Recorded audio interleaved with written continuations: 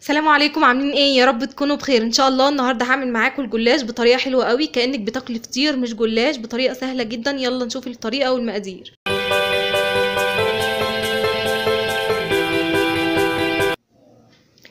المقادير معايا اهم. اول حاجه مقادير الحشوه: نص كيلو لحمه مفرومه، وبصلتين كبار مفرومين ناعم، والبهارات بتاعتي جنزبيل وفلفل اسود، 7 بهارات، مكعب مرقه وده اختياري. يلا بقى نشوف انا عملتها ازاي. دي الحشوه اللي هحشيها للجلاش بتاعنا. اول حاجه احط البصله كده على النار في شويه زيت او زبده، وهبدا اشوح فيها لحد ما تدبل بالشكل ده كده. ممكن تستعملي زبده او سمنه او زيت اللي يعجبك. اهم حاجه ندبل بس البصله، انا مش عايزه اخليها تاخد لون، انا ما بحبش البصل بتاعي يلون، يدوب بس يدبل وينزل الميه بتاعته بالشكل ده. لان البصل لما بيتحمر جامد في اللحمه المفرومه بيديها لون غامق كده وطعم انا ما بحبوش، فيا دوب هدبلها بس.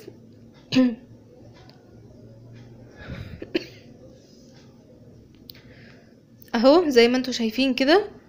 سيب البصله تستوي كويس، وبعد كده هنحط لها رشه ملح. رشه الملح على البصله دي فايدتها ايه؟ عشان خاطر لما تيجي تاكلي الجلاش بتاعك، او سواء بتعملي مكرونه بشاميل او اي حاجه، ما تلاقيش البصل فيه تسكيره مش حلوه، انا بحبهاش. حطيت رشه الملح، وحطيت كمان البهارات والتوابل بتاعتي. كل ده بنتبل بيه طعم البصل عشان خاطر نشيل التسكيره اللي انا بقول لكم عليها دي، انا ما بحبهاش خالص. هبدا اهو اخلط كده التوابل، واول ما اشم ريحتها تجنن بصراحه. لما تحط على البصله كده بتلاقي ريحه المطبخ كلها توابل، زي ريحه الاكل كده اللي بنشمه في الشوارع بالشكل ده كده. خلاص هنزل بقى عليهم بالنص كيلو اللحمه المفرومه بتاعتي. نص كيلو اللحمه المفرومه بيعملك صينيتين جلاش كبار، يعني حلو قوي. ممكن بقى تعمليه في العزومات او غدوه حلوه كده جنب فراخ مشويه، يبقى حلو جدا. نبدا بقى نقلب البصلايه بتاع اللحمه بتاعتي كده مع البصل، ونديها صدمه لحد ما تتحمر. اللي في الحله دوت ما تقلقوش منه خالص، ده بس عشان انا كنت مستعجله ومعليه النار شويه على البصله، ودي حله استانلس فاتلسعت مني. بعد ما البصله خلاص بدات تدخل في السوا، حطيت لها ربع كوبايه ميه بس. ممكن ما تحطيش ميه خالص عادي، هتستوي برضو. هغطي عليها بقى واسيبها تستوي.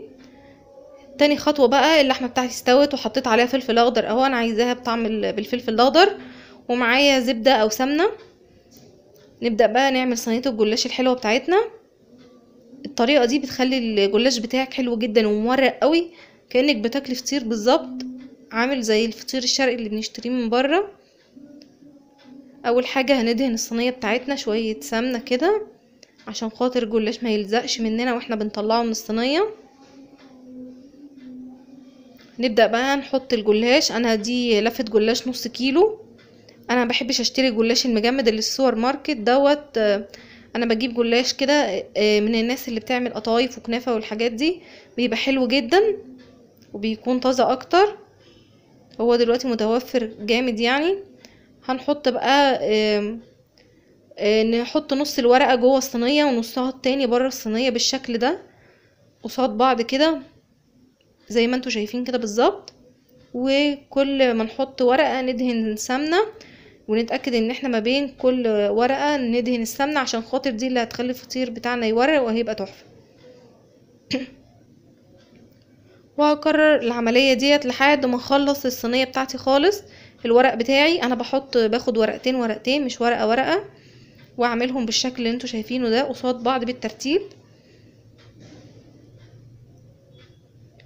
هفضل ماشية بنفس التكنيك ده لحد ما الصينية بتاعتي كلها واللفة بتاعتي كلها تكمل. هتشوفوا معايا دلوقتي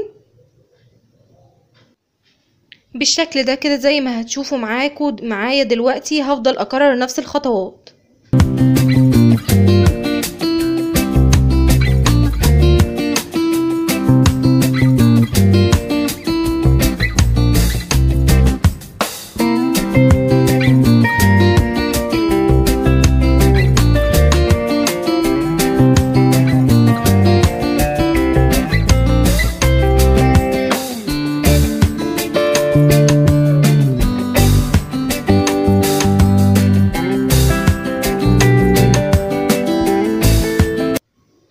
خلاص انا كده خلصت زي ما قلت لكم بالظبط، وسبت ورقتين اتنين بس هقول لكم هعمل بيهم ايه في الاخر. هبدا بقى احط الحشوه بتاعتي. طبعا الحشوه دي حسب الرغبه، ممكن تحطي فراخ، لحمه، وممكن تحطي كمان جبن اللي يعجبك.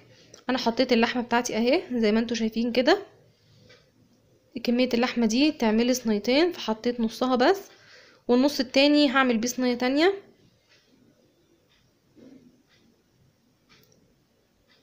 اهو. هفردها بالشكل ده كده. ممكن بقى لو عندك جبنه حطي رشه جبنه برضو. انا حاطه فلفل اخضر، وممكن تحطي فلفل الوان، تحطي فلفل حراق لو بتحبي الشطه، زي ما يعجبك. هبدأ بقى اقفل على الحشوة بالشكل ده. هاخد طبقات الجلاش من جوه لبره، يعني من جوه كده بالشكل ده، واحطها على الصينية وبالترتيب واحدة واحدة. خدي بالك عشان ما يتقطعش منك. بالشكل ده كده بالترتيب، ورقة جنب ورقة اهو. وبرضو كل ورقة احطها منساش ان انا ادهن دهنة السمنة بتاعتي عشان خاطر يطلع مورق زي ما قلنا اهو. واحدة جنب واحدة كده بالترتيب، هتلاقي الصينية بتاعتك كلها خلصت والطبقات خلصت. هفضل اكرر برضو بالترتيب، ما نلخبطش الترتيب عشان خاطر من الورق ما يتكلكعش.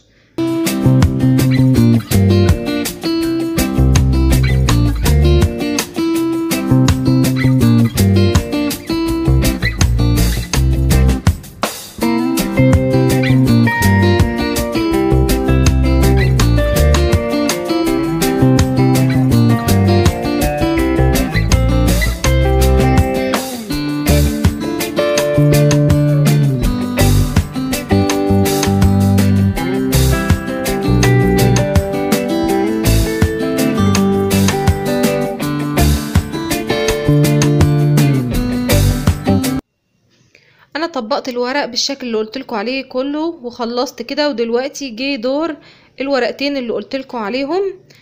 بصوا بقى، احنا هناخدهم بالشكل ده وهنحطهم على وش الصينية. اهم حاجة بس نختار ورقتين يكونوا سلام مش متقطعين، وهحطهم كده. وهبدأ بقى اسكنهم في قلب الصينية، دول اللي هيقفلولي وش الصينية عشان تبقى زي الفطيرة بالظبط. ونرفع بقى كده بالسكينة بالراحة من الجناب وندخل الورقة اهو بالشكل ده كده. هنقفل بيها وش الصينية، هتبقى حلوة جدا.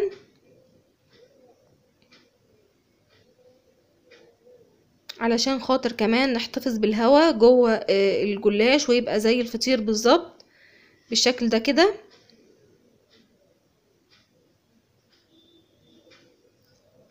اهو. انا قفلتها كويس قوي. هاخد بقى الصينية بتاعتي دي وهقطعها زي ما انا عايزة. طبعا الجلاش لازم يتقطع قبل ما يدخل الفرن، لانه لو دخل الفرن مش هينفع، هيبقى نشف ومش هنعرف نقطعه. قطعيها بقى التقطيع اللي تعجبك، قطعيها مثلثات، مربعات. انا حبيت اقطعها مثلثات بالشكل ده عشان تبقى زي البيتزا كده.